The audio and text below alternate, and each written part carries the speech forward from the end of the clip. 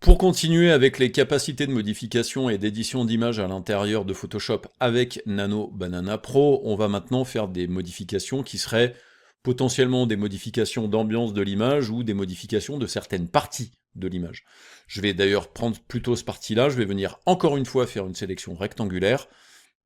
Ici, sélection rectangulaire, et je vais faire remplissage génératif, et je vais cette fois-ci lui dire change la couleur du costume en vert sapin, parce que le vrai Père Noël au départ était vert, il n'était pas rouge, c'est Coca-Cola qui l'a mis en rouge. Ça après, si vous voulez lui mettre la couleur que vous voulez, pas de problème. Donc ça c'est quelque chose qu'on peut faire aussi avec Nano Banana, parce que ça va nous permettre de faire une modification globale sur l'image.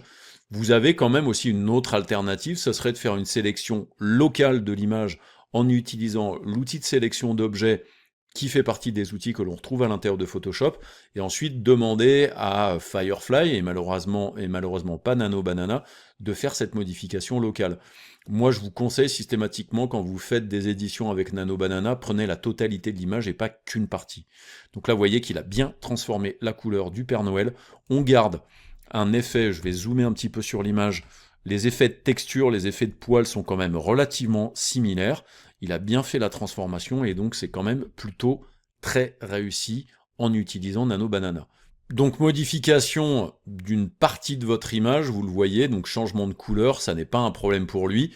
Je pourrais d'ailleurs peut-être lui trouver peut-être un truc un petit peu plus intéressant, peut-être un petit peu plus hardcore, je vais lui dire change la couleur de son costume en en peau de léopard. Je pense que le prompt est pas tellement bien formulé, ça va peut-être me faire un truc un peu bizarre.